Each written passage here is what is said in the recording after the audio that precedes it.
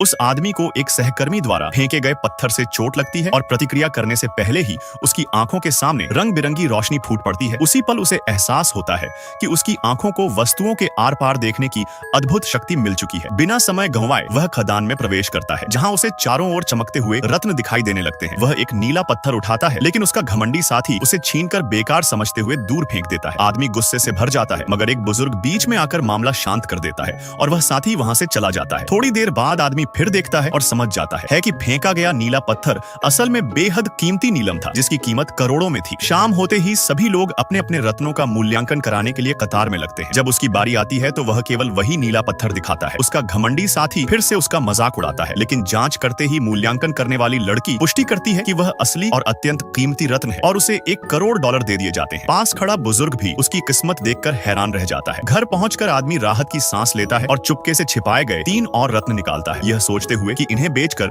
वह पूरी तरह अमीर बन जाएगा। उसे याद आता है कि उसका वही साथी एक प्राचीन वस्तुओं की दुकान चलाता है, इसलिए वह उसे फोन करता है। तभी दरवाजे के बाहर शोर होता है। बाहर जाकर वह देखता है कि वही घमंडी साथी कुछ लोगों को साथ लेकर उसके रत्न जबरदस्ती लेने आ गया है। हालात बिगड़ने ही वाले होते हैं कि अचानक दिन में रत्नों का मूल्यांकन करने वाली वही लड़की वहां पहुंच जाती है और यहीं से कहानी एक नए मोड़ पर पहुंच जाती है।